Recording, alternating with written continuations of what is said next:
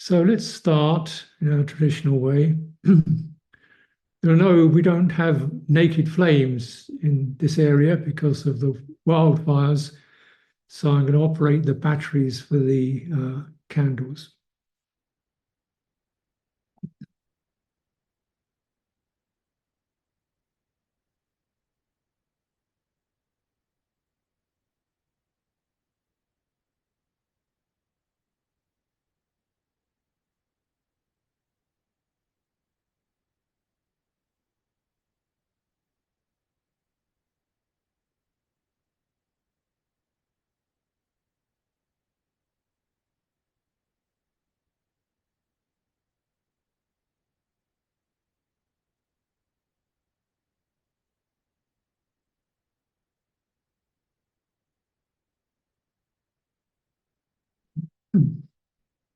So if you'd like to join me with the opening chanting.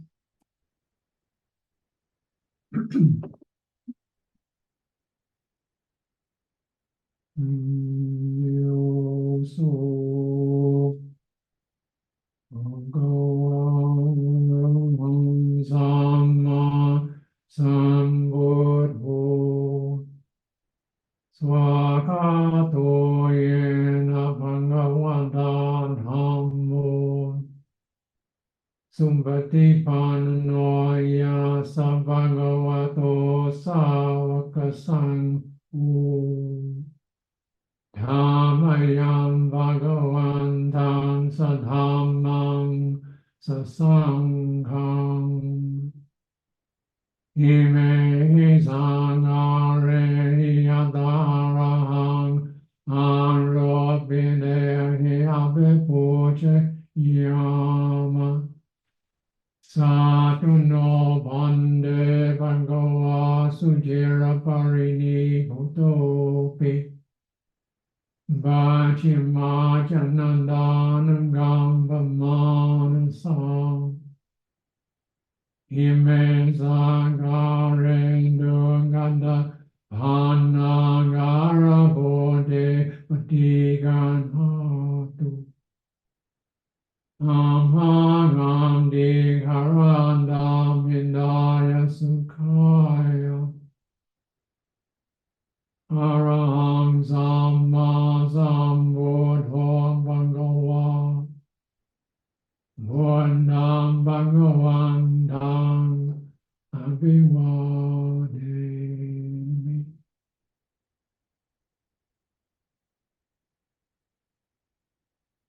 Bhagavato bhagavata dhammo dhammam namasami.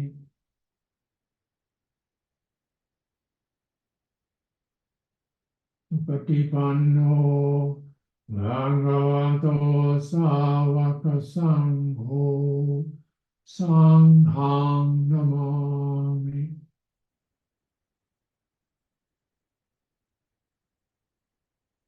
Andamayam buddhasa bhagavato apupapanamakkarang romase.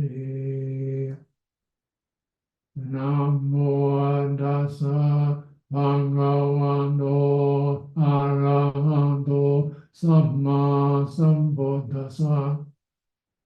Namo dasa bhagavato arahato samma sambuddhassa. Namo dasa bhagavato arahato samma sambuddhassa.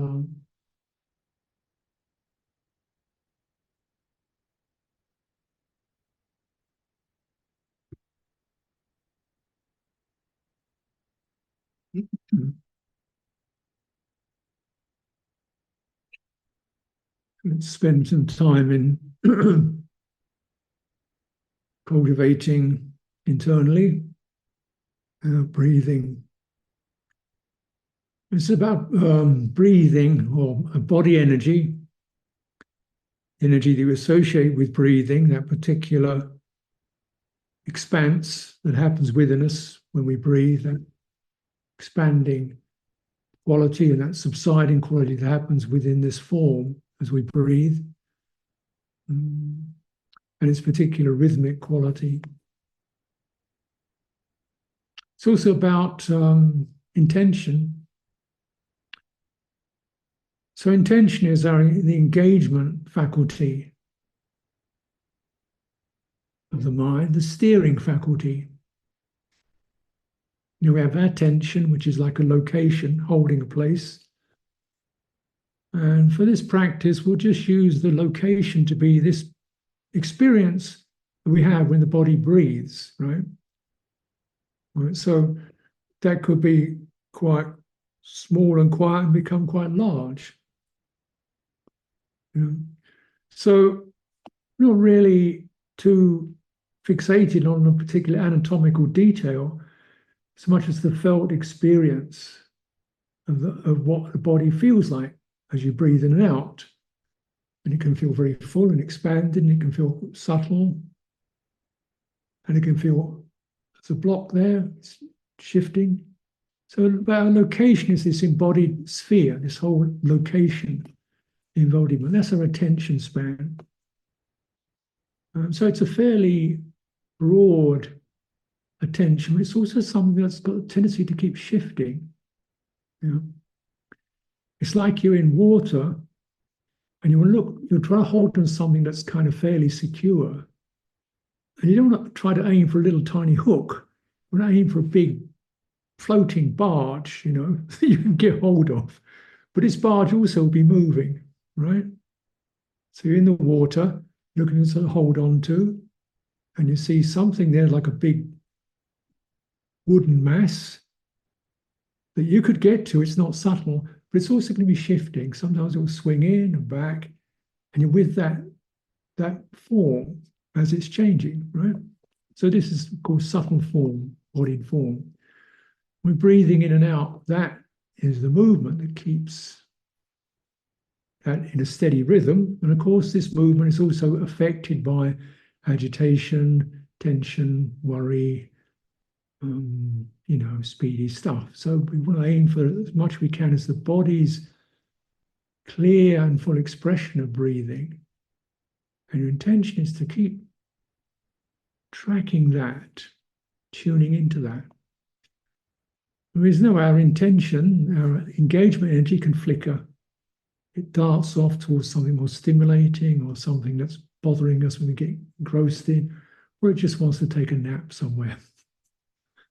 So again, you've got to keep remembering, you know, you're in the water, you know, don't go under the water. don't flap around.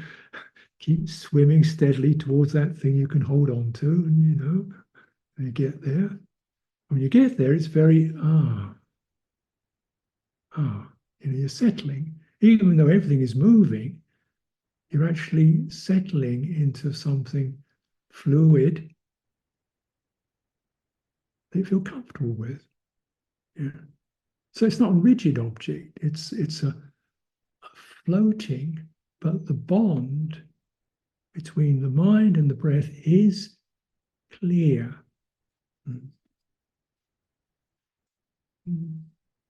So we can just start very simply, just the sense of full out breath. Get it, because the breath is often very tangled up or pressurized. It's full out breath all the way until you let it all go and then let it come in. And moving much towards just releasing the obstacles that stop the body breathing comfortably, such as pressure, tension. So breathing out is the beginning, just what it's like to really release. And also, when we're coming into that, your intention to stay with that, even as you come to that place where everything empties out. And see if you can hold it there, as if you're waiting for the inhalation to come to you, and how it lifts and expands within you, and allowing it to also to complete itself. And of course, this is a training, so to work with it. And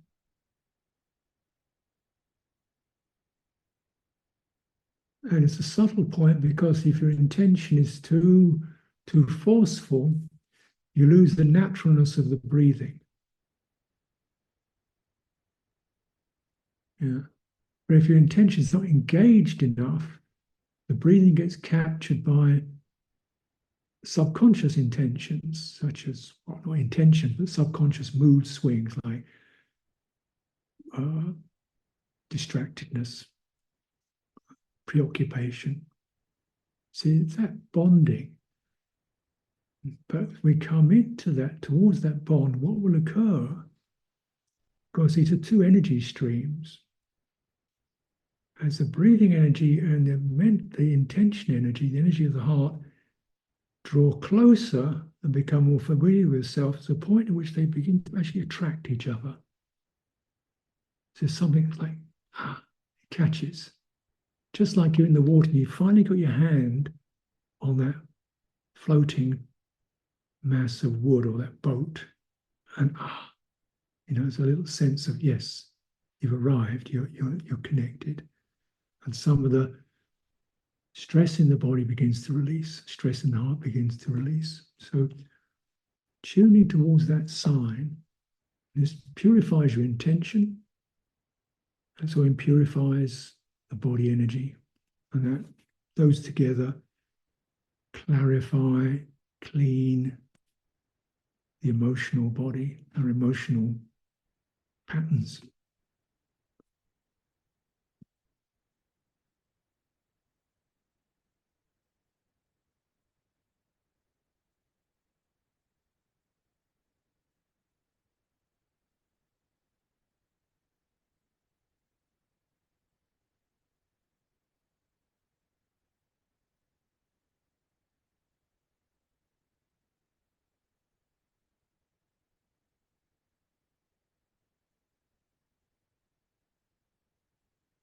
And of course, you can have your eyes half open or closed.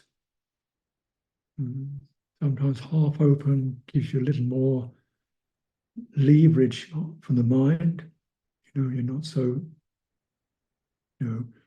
flooded by the mental formations. So half open is okay. Let it relax into closing when you feel more comfortable, steady.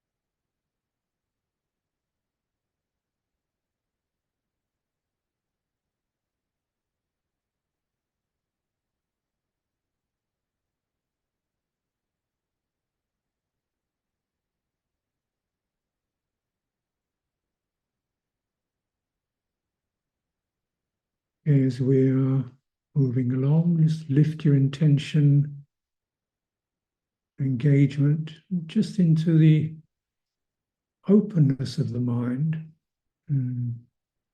Obviously, there are various forms, thoughts, and moods that bring you there. Just see if you're just inclining to knowing that the space, the whole field of the mind, rather than the object of the moods within it. Thoughts, impressions, but the whole, just like you can focus on particular areas within the body, but then you can also notice just the whole body, as a field. And it's coming to the awareness of the mind field as an area. Gives you perspective.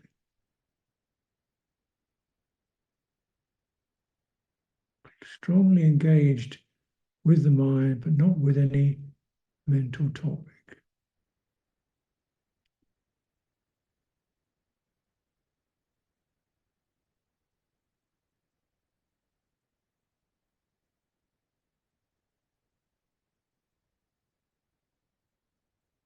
Okay, so this is now a good place to listen to Dhamma. So if someone would like to request a talk.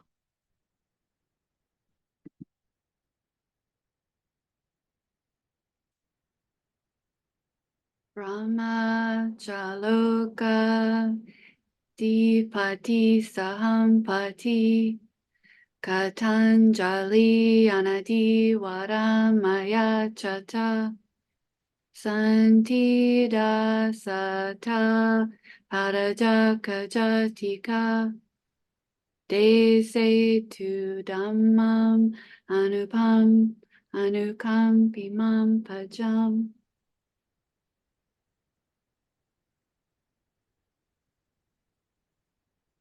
Namo tassa bhagavato arahato samma sambuddhassa.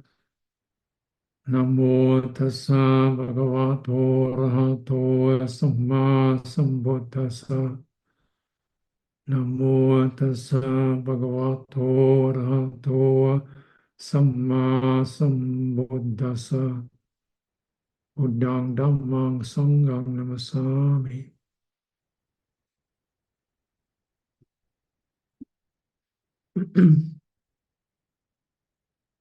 So we use this process of mind cultivation as a theme to keep returning to. It's like the time in the day, a time in our life.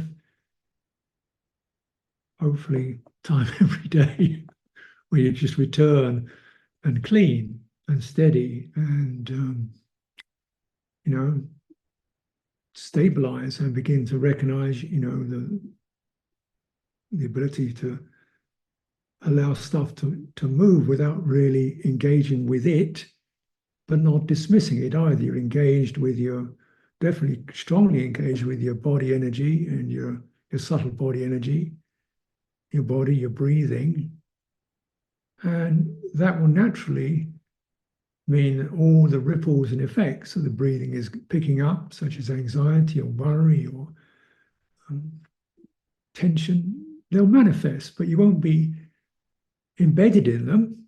You'll be standing beside them, if you like, with this kind of calming and cleansing energy passing through. So we keep returning to that day after day, because though the meditation itself can be something that, is fairly easy to conceive, we're not in stable territory, we're in the water, so constantly different currents are coming through, right? So you've got to find your way with this particular current. So there's a lot of pressure on. With this particular current, you're feeling really downhearted and depressed. This particular current, you're feeling, a friend or a neighbor or an offspring is giving you a hard time. You feel betrayed, let down. Different currents flowing through. And all of this is real stuff, right? So although the meditation system can be talked about in theory with some remarkable degree of accuracy, but actually in practice, you're always in the water. You're not on dry land. You're in the water of your own karmic stuff as it's flowing through. And you're learning both to use the meditation object, but also how to use it in conjunction with the daily realities of your life, so that you both recognizing the familiar patterns that you get to.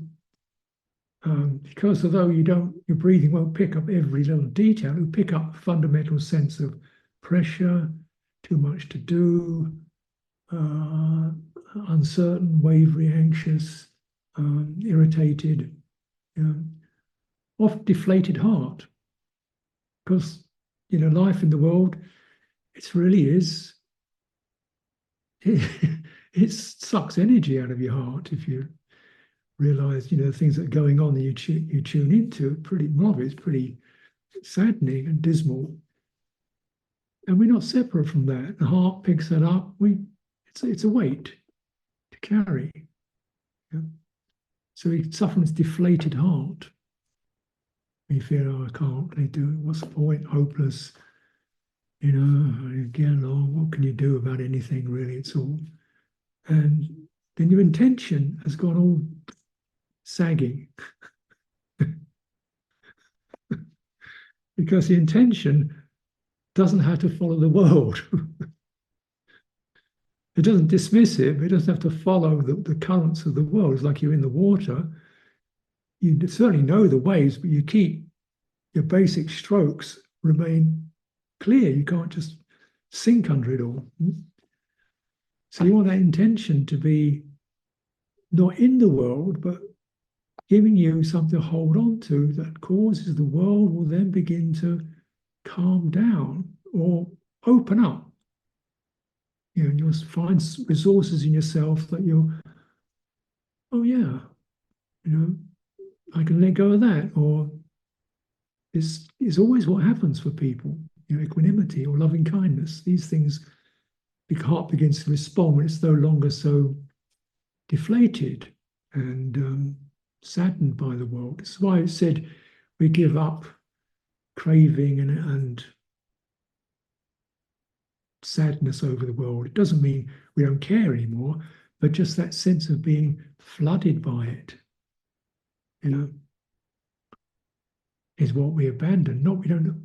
We listen, but we're no longer flooded because you've got a firm hold of something that can carry you across.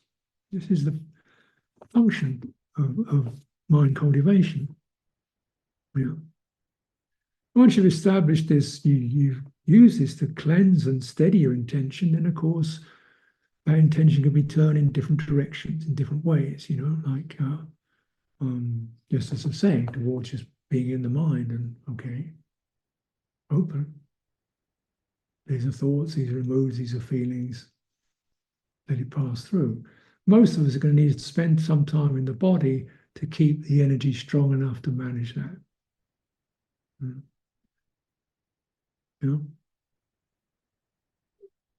But as an ongoing themes of cultivation, you have to recognize that most of your time is spent in the sea of the world. All of it in the sea of the world. So you've got to stay in that water. And then we begin to recognize this is why these factors of the path, like you right speech, right resolve, or right intention, where you're coming from, samadkammanto, what your motivation is, what your orientation is, what your principles are, if you could say. Right speech is when you start to actually manifest into the direct here and now world involving other people. And right effort or right action. Now you're bringing not just your speech, but also your engaged activities. And then right livelihood. How do you support? How do you generate refuge? How do you generate nourishment? How do you care for people? How do you stay true to principles in this world? These are very important because this is where we are directly, or sometimes just receiving results of those bases. Perhaps our speech hasn't been very good, then we can receive the results of that. Perhaps we did speak harshly or flippantly or sarcastically, or get results of that. You learn. Perhaps actions were kind of, domineering. So when we look at the basis of Samakamanto, you've got non-violence. Now, non-violence or non-violation sounds very strong, but actually this is not just about killing things, it's about a certain domineering brutality where we're on top, we're in charge, we're going to make things happen, we push and force other people around, irrespective of, we don't, it's a supremacy idea. I am, and everybody else has got to do what I say and I shout at them. And this, unfortunately, so this quality, the domineering quality, we abandon that. So we want to work cooperatively. How's this going to work for us? What do I need to do? What do I ask you to do? What's going to happen if you don't do this? How am I going to respond to that? Second basis, non-cruelty. And this means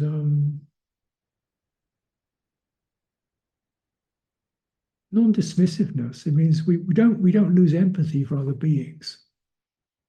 You see what I mean? Cruelty is when you see someone as an object or another creature as an object. You treat them just like she's one of those, he's one of those, she's a cook, he's uneducated, he's lower caste, I'm upper caste. You put people in boxes. He's a Muslim, he doesn't count, she doesn't count. And always you put people in boxes and we lose a sense of fellowship.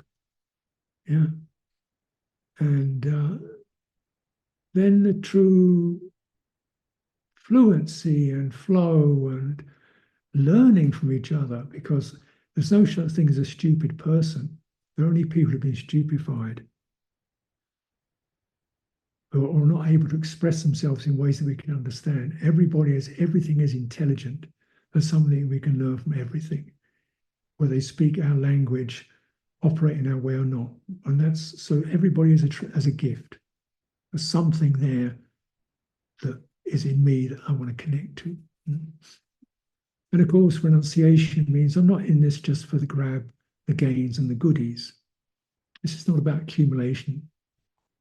It's that sense of just grabbing and consuming and putting those aside. These are very important bases. So in a way, when we cultivate right intention, then we're looking at, and that translates into how we act. We're checking into those bases. And as we go through our day, as we meet other people, we're checking with those bases. As we see, as all of you will see, the things you can buy and things you can consume and things are saying you need this, and you check in to keep that renunciation quality, because consumerism is deadly. There's never enough. And of course, what we're consuming essentially is the commonwealth of resources. And we need to be quite careful about how we use resources. There's only so many. And also why. If we feel we need a lot of stuff, hey, where's the poverty? So these give us some senses of what right action and right livelihood are about. Right? These are the bases. So you can, take them time to do some bhavana, cultivation, and realizing, okay, what are the bases? What are the orientations I need to establish as I move into the engaged world. Because this, in a way, is what right view is about. Right view is about the potency of our actions in terms of other beings and other beings' effects upon us, mother, father, and effects we have on everything, effects human beings have on planetary life, effects people in one country have on people in another country. This is all very obvious. We can see all that going on. Right view is recognizing, well, let me not bring into this any dissonant effects.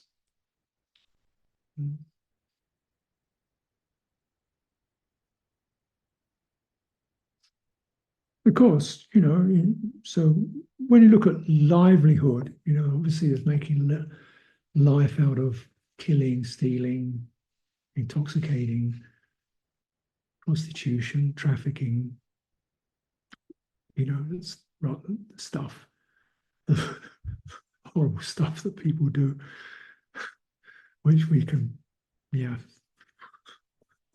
obviously put that aside. But remember, with all this, like the precepts not rules. They're training guidelines, how to be mindful in terms of action, ethical sensitivity. So, we look at, how did I make my living? When I purchase something, did that mean some person working in Bangladesh or somewhere didn't get a fair wage? I mean, how far can your ethical sensitivity reach? You say, well, I'll do the best I can. I'll reach out as far as I can. I'll try to be as clean as I can. I'll try to investigate what I'm purchasing and the effects I have, that this has. That's all we can do.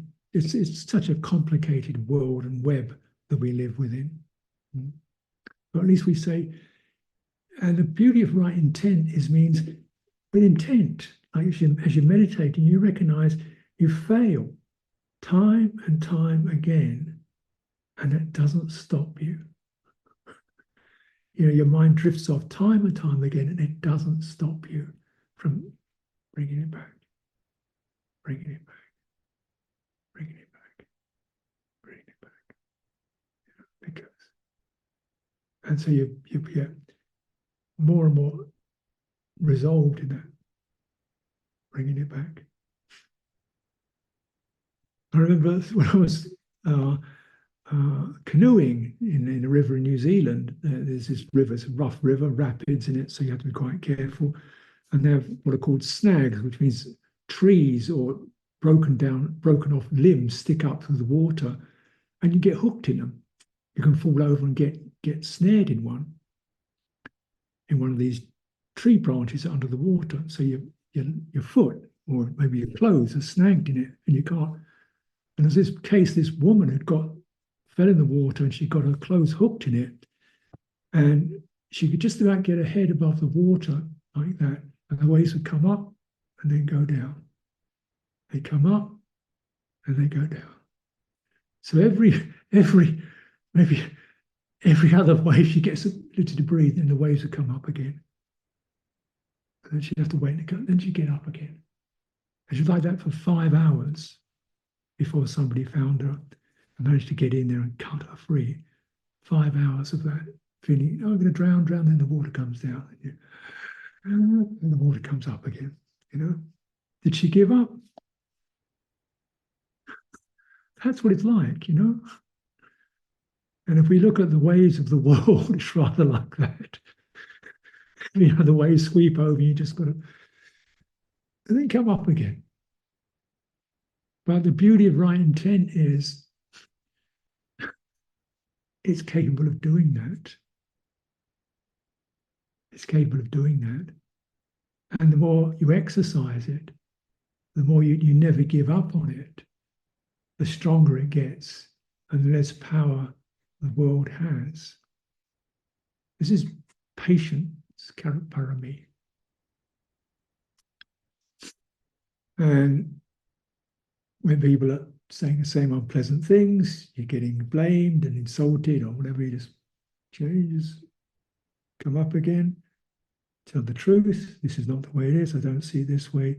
I refuse to involve myself with anger. I'm just staying clear.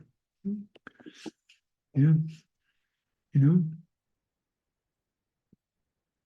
where the Buddha says how in looking after others, how in being with others do you protect yourself? Do you feed yourself? Through patience, non-violation, loving kindness, sympathy. When other people throw stuff at you, you protect yourself with this. When other people let you down, you protect yourself with this. When other people say bad things about you, protect yourself with this. Yeah. And this is kind of the waves of the world, isn't it? I mean, thankfully, we have our friends and our fortunate currents, and we get some blue water occasionally. But when we look at livelihood, it's not just about purely what you do, how you do, why you do, because you do, because if you don't do, your heart gets deflated and despondent. If you don't sustain right intention, it's not a matter of whether you succeed or not, whether you keep your heart alive is the main thing. You just keep coming back, coming back, coming back, and learning and learning and learning all the time. So you get out of that habit of feeling swamped. You learn how to swim.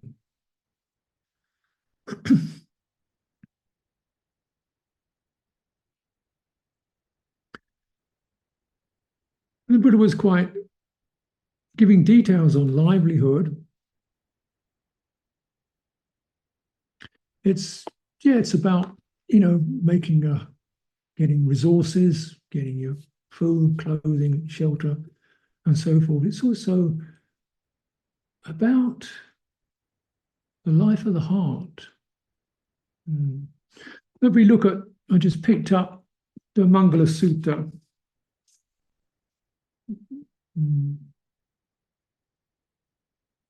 Metta Sutta. Let them be able and upright, straightforward, and gentle in speech. Humble, not conceited, contented, easily satisfied, unburdened with duties, and frugal in their ways. Not proud and demanding in nature. So this is life, isn't it? In the world, how you conduct yourself. Mangala Sutta, not to associate with foolish people, but to associate with the wise and to honor them. Because when you honor, you bring your citta in line with that which you value. So honoring others, your citta rises, purifies your intention, lifted up. To dwell in a suitable situation, to have done good in the past, and to guide oneself in the right direction. These are the highest blessings. To have learned much and yet still be receptive. To have a trained mind and careful speech. Supporting one's mother and father, looking after wife and children. With occupation, it's not stressful. Generosity, living in accordance with Dhamma, helping one's relatives, and living conscientiously. This is the highest blessings. Though touched by worldly things, their mind does not tremble. Sorrowless, stainless, and secure. This is the highest blessing. So this is laying out not just what we do, but also, if you like, our karmic field. And of course, in this kind of rather idyllic scenario of this century BC India, it's quite simple. You've got a village, you don't associate with these people, you associate with the wise people. You have your family, and here it's androcentric, mother, father, wife, and children. Of course, now we can recognize those who've given us birth, given us our benefactors, and those who are dependent upon us. Yeah, so it's a holistic model. We've inherited good, some good. We have received some benefits, some support, some nourishment from others. Okay, and so we respond to that. And one looks after those who are dependent upon ourselves. Now, in this idyllic world, of course, when it comes down to it, you can recognize that, yeah, now you're no longer in the village. The village is now the global village. And it's huge. And there's a lot of foolish people in it.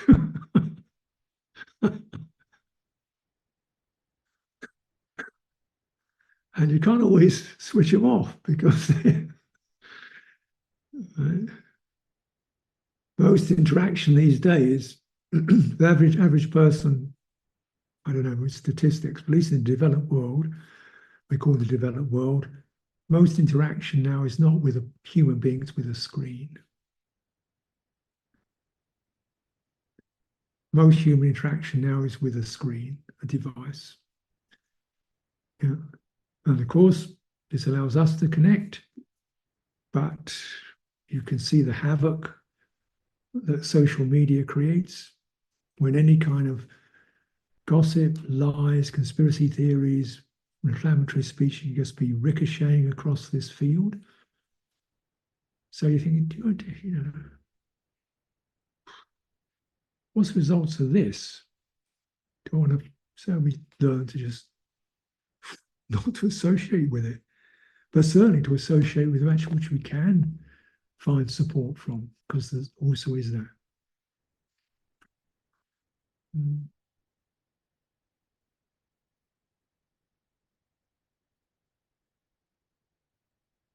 And of course, supporting others in this rather idyllic world.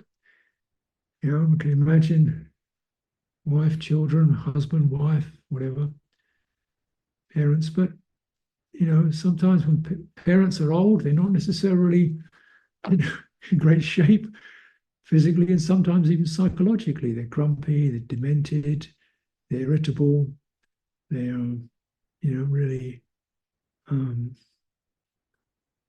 you know, you see some of the, particularly those who have not lived particularly, haven't trained their minds.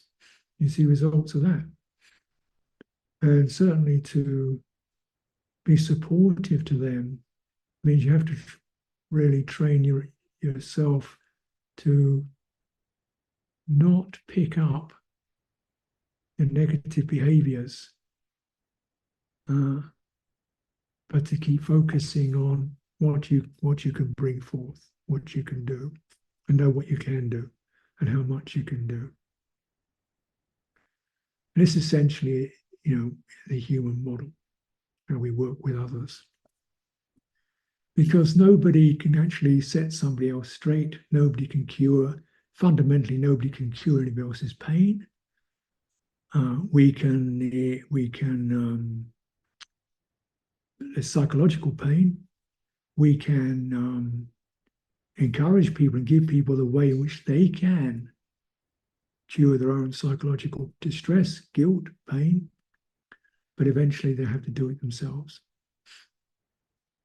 I mean, we had an Anagarika many years ago at Chittaviveka who'd treated his children badly when he was younger. He was now a 40-year-old man, so he still had his guilt. And he just couldn't live with himself. So we found him an ashram to go to, where he could go and what he had to do in this ashram was had an elephant there, an elephant. This was in England. So his job was to look after the elephant. And looking after the elephant, he started to feel noble, free himself from guilt because he was doing good karma. You know, so he was getting out the feeling of guilt and obsessiveness, just serving serving this elephant. You know, the elephant wasn't particularly, it was just an elephant, you know, and he loved the elephant. So, you know, that in a way, seeing service,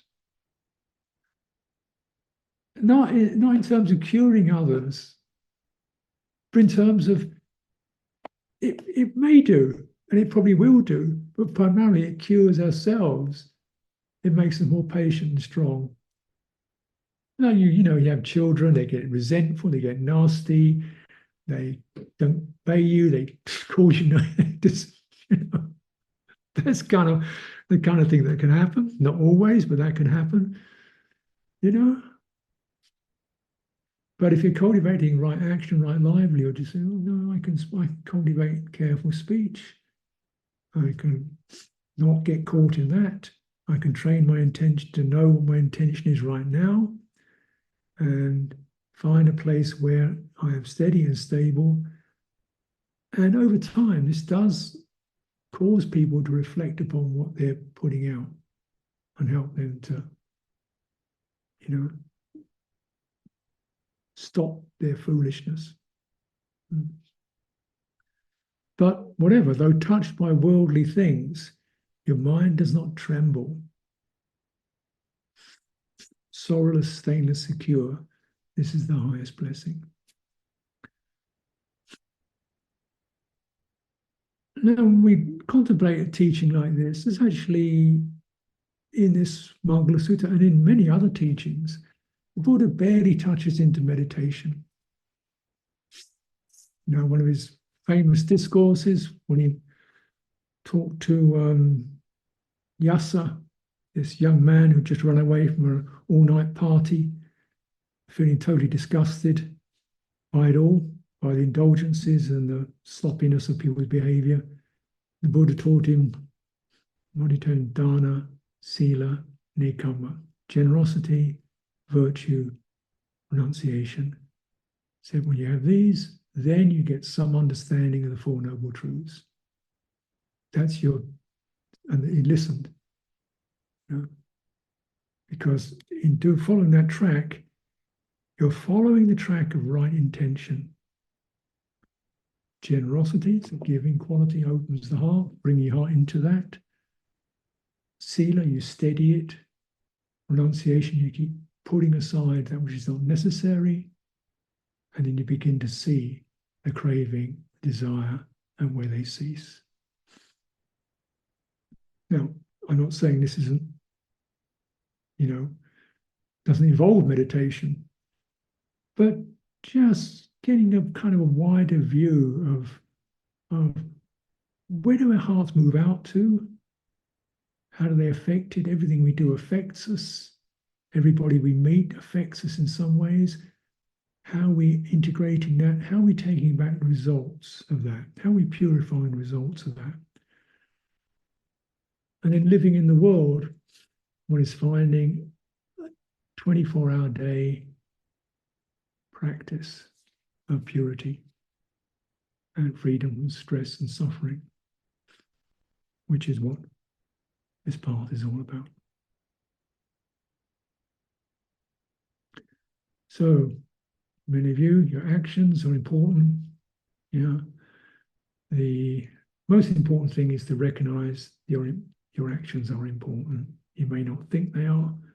Every action is going to have some results. So look into that carefully. Thank you.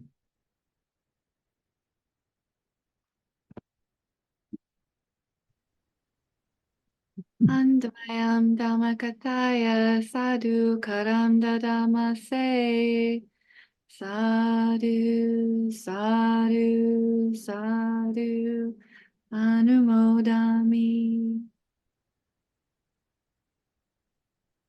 Okay. Thank you for listening.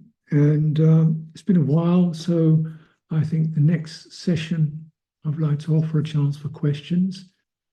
If you can place any questions into the Dhamma tracks receptacle, if you get that, or post it online. I could probably deal with half a dozen questions to give them some thoroughness, but I'm always interested in receiving your questions and comments, because it helps me to see, in this situation where we're not really dialoguing with each other, I need to know what your concerns are, what's troubling you, so I can address it directly. So it's very helpful. Thank you. And stay in the stream, and let's hope the waves don't completely flood us until next month. Let's finish with our salutation to the Triple Gem.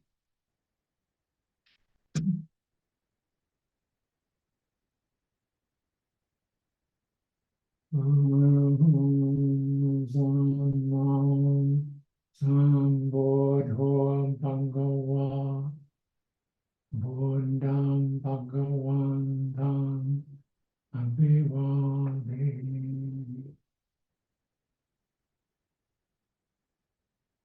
Vakato Bhagavata Dhammo Dhammam Namasami Supatipanno Bhagavato Sāvaka Sangho Sangham Namam.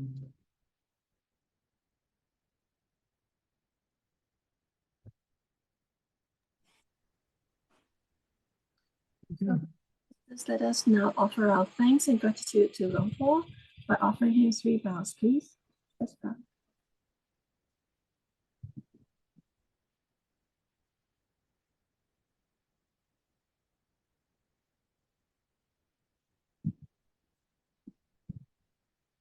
Happy Vassa. Okay, you good care. Bye for now.